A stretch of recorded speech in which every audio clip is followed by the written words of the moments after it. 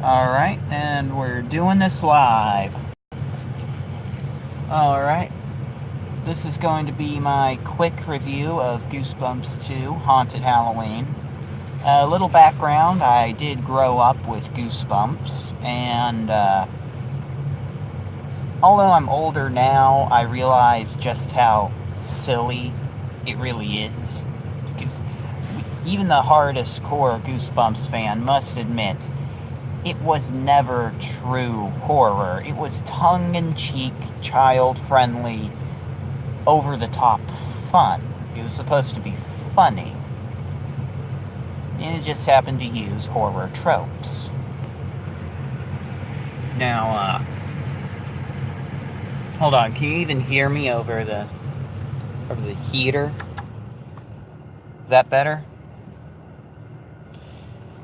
Goosebumps has always been tongue-in-cheek, over-the-top, goofy fun for kids. It just happened to use horror tropes.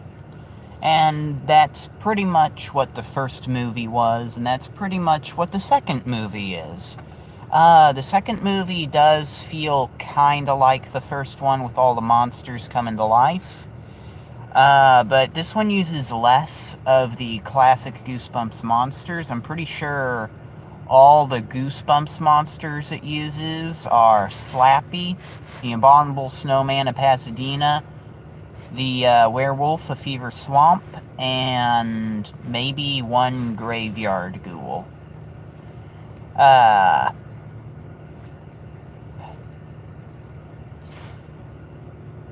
they're more just there to be there. They're part of the background, mostly. Not Slappy, he's a main character. But most of the rest of the monsters are just regular Halloween costumes or decorations Slappy brought to life.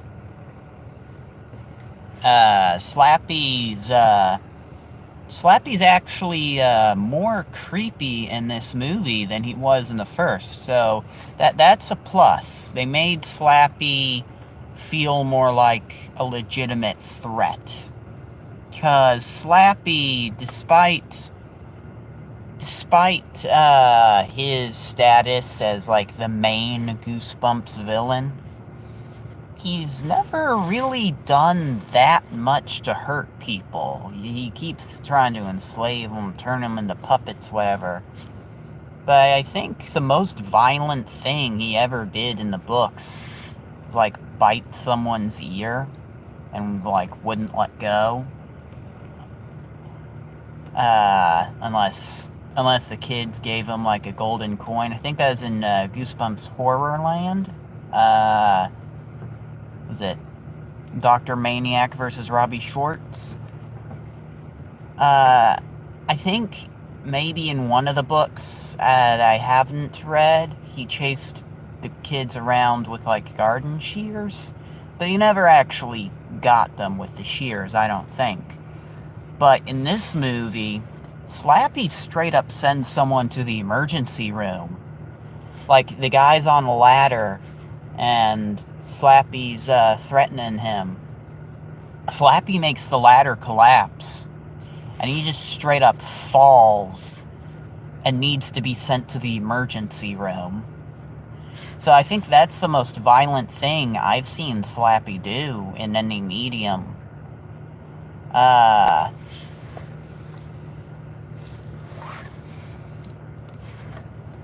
feel like I'm gonna give my overall rating real quick. My overall rating is, it's fine. I would say it's probably a little bit lower than the first movie. I think it has a much smaller budget as well. But it's not, I almost don't want to say it's worse than the first movie, because that makes it sound worse than it really is. It's a good kids movie. It's a good kids Halloween movie. Are there better kids Halloween movies? Yeah, they're classics. But there are many more worse ones. And there are many more worse Halloween movies for adults. Silver Shamrock. Yeah,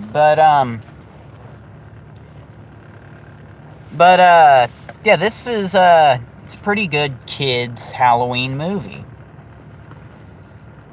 And like I said, it's not quite the same level as the first movie, but it's only by, like, this much. It's only behind it by a little bit. The lack of Jack Black, try saying that 5 times fast. It feels like Jack Black is in this movie, by the way, but it feels like he was kind of added last minute. Like the movie wasn't originally going to have him at all. But it feels like they added his scenes in after the fact. And, well, because he doesn't really interact with the characters except for in one scene. Now, I'll give a spoiler warning here. So once the weird stuff starts happening with Slappy and the monsters, the kids call R.L. Stein, or, they think they're calling, like, what is it? Some kind of producer, I think. Appreciation, something. But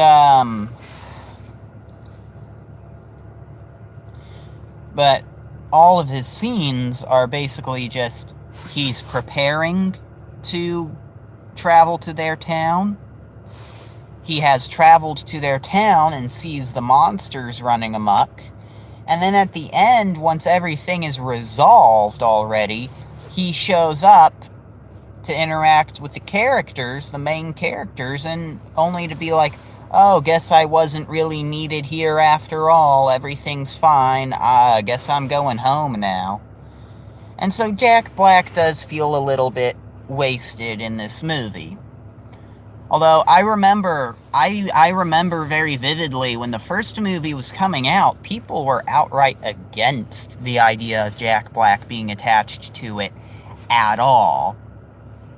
In fact, even after it came out and people had seen it, many people, Goosebumps fans especially, still hated that Jack Black was in it. But once the second movie started coming out, and the trailers for it and everything, people wanted Jack Black. They, all of a sudden, like, I'm pretty sure, you go check Rotten Tomatoes, and the score for the first Goosebumps movie shot up for both, like, critics and audiences.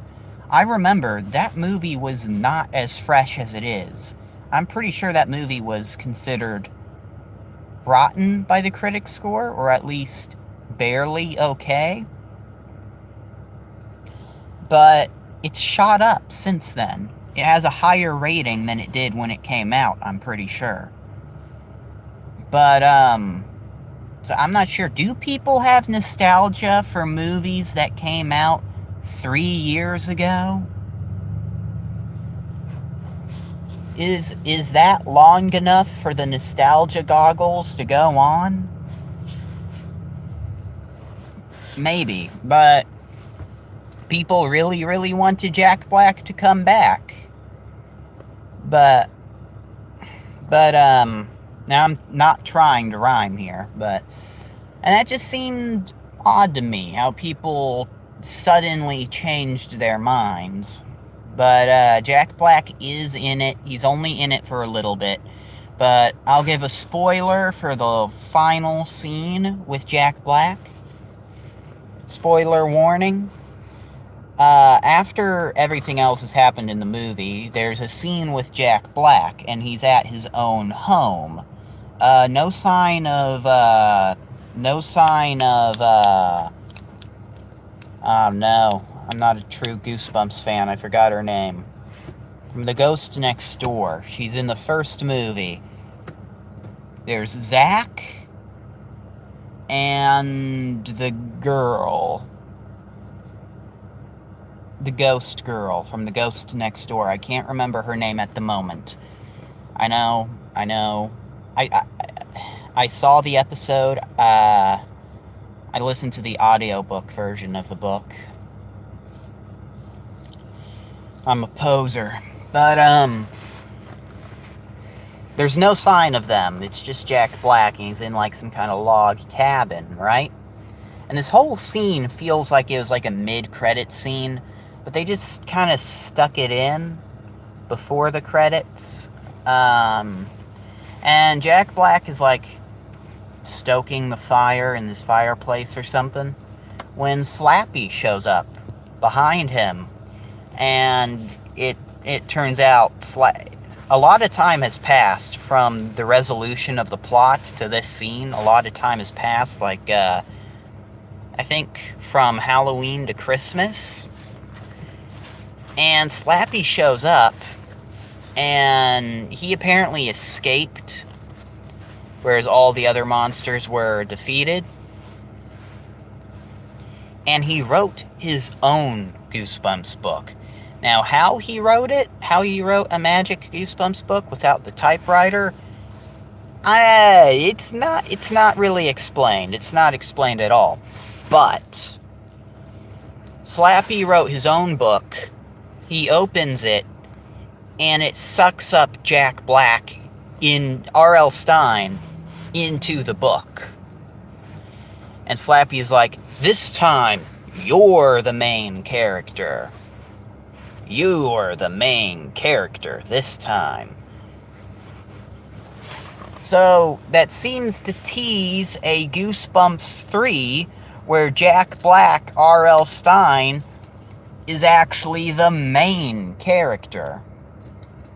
Which I guess people will like now, unless they change their opinions of Jack Black again and don't like it by the time it's coming out. I don't know. I think all these Goosebumps movies that are coming out are going to initially get a more negative response than they will eventually grow to have. Like, I remember the Goosebumps movie being rotten. I can't remember if it was rotten on the critic score or the audience score. Maybe both. But it's risen since then. So, like, it's in the 70s for the critics and the 60s for the audience. It's a fresh movie. Or at least cult classic. Now, I feel like that's pretty much the same that's going to happen with Haunted Halloween. It's going to get an initially more negative response, but over time, people will probably warm up to it a little more. And hopefully, Goosebumps 3, starring Jack Black, it's probably going to take place inside a Goosebumps book. So we're going to be in the universe of Goosebumps itself. Like from the Goosebumps Horrorland series. And, yeah. Hopefully, it takes place in Horrorland. Because we've seen the monsters interact with the regular world. What about bringing people into the Goosebumps world? The Goosebumps world is anything but regular. And, I don't know why, like, Universal Studios or someplace should have a set. Whichever one has the rights to do a Goosebumps theme park, there should just be, like, a section in Universal Studios or something that is Horrorland. You know, it just makes sense, but I digress. And, about the main characters, for some reason, the kid from It who plays Sonny in this movie,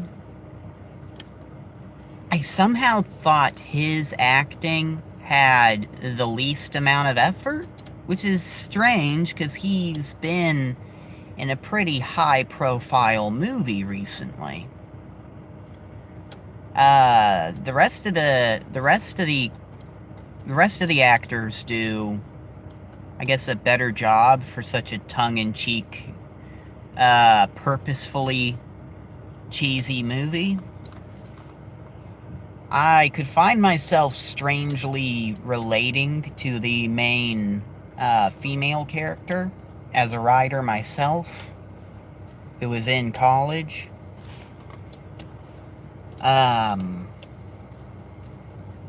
The effects are noticeably a little bit cheaper than the first, but most of them do pretty well for the tongue-in-cheek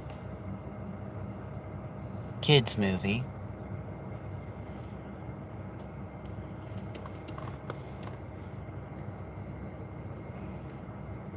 And, yeah, I think that's my review for the movie. It's, not great, but pretty good.